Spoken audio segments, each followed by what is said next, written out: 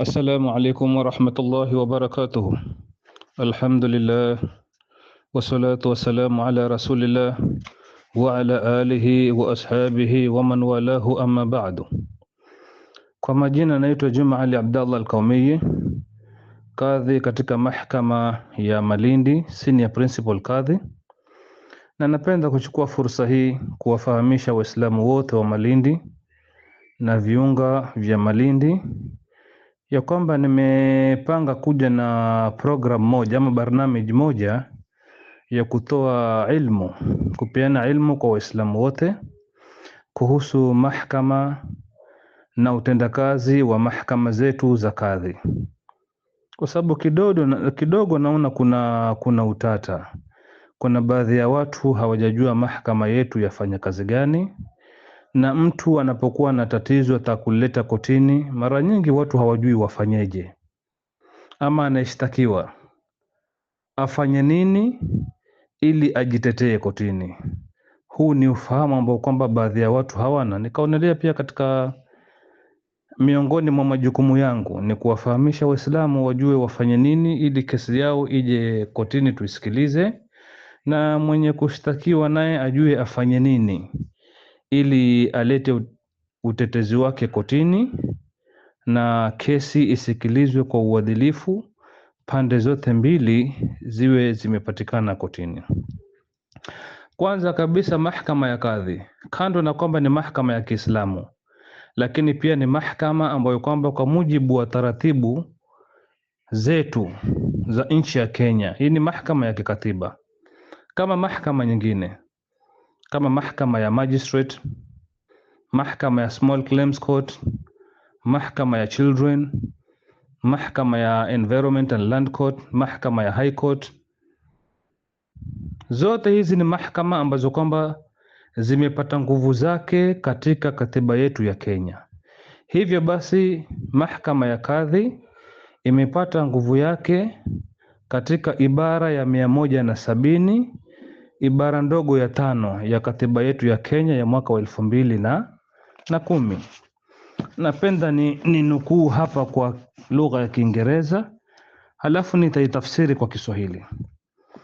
Article 170 sub article 5 of the Constitution 2010 yasema hivi: the jurisdiction of a Qadhi's court shall be limited to the determination of questions of Muslim law relating to personal status, marriage, divorce, or inheritance, in proceedings in which all the parties profess the Muslim religion and submit to the jurisdiction of the Qadhi's court. Ibara hii yasema nguvu za mahakama ya kadhi zapatikana katika kesi ambazo kwamba ni za masala ya Kiislamu kuhusu personal status. Tutaelezea mbeleni personal status ni nini. Marriage, kesi za ndoa. Divorce, kesi za talaka. Inheritance, kesi za urathi.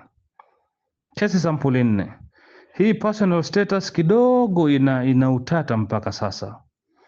Ina utata wa kufahamika personal status hasa ni nini.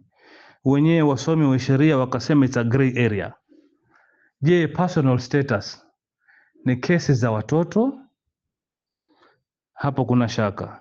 Je, personal status yaingia katika kesi zetu za mizozo ya msikiti, kwa sababu msikiti ni ya Waislamu?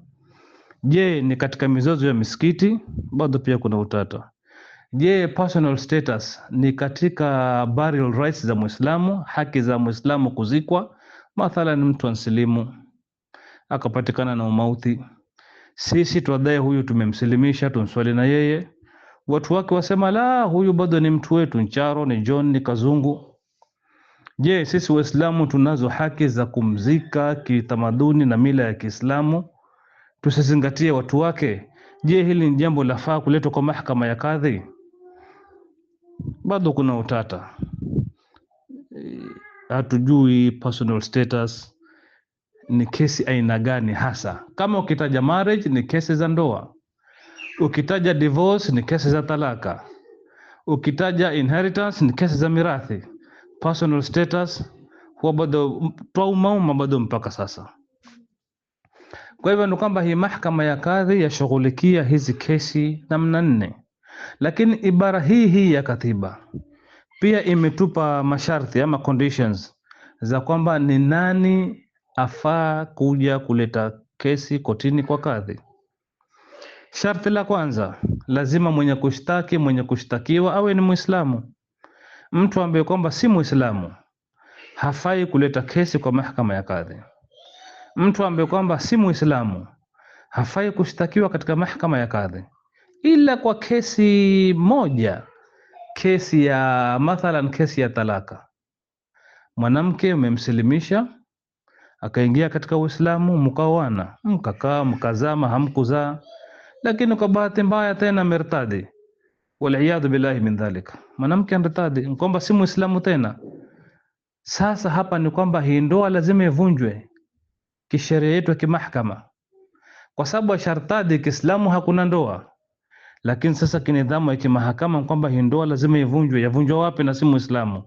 Lazima itavunjwa katika mahakama ya kadhi, kwa vile huyu mwanamke aliolewa katika desturi na mila za Kiislamu. Hii ndoa itavunjwa katika desturi na mila za Kiislamu. Kwa hivyo hilo ni sharti la kwanza, wenye kushtakiana wawe ni Waislamu. Sharti la pili, iwe ni kesi za ndoa ama kesi ya talaka ama kesi ya mirathi. Haiwezekani Waislamu wamepigana wakaja kwa kadhi wakafungua kesi, huyu amenipiga na nataka kulipa fidia. Hii ni kesi ya criminal, yafaa kupelekwa kwa magistrate, haifai kuingia katika mahakama ya kadhi.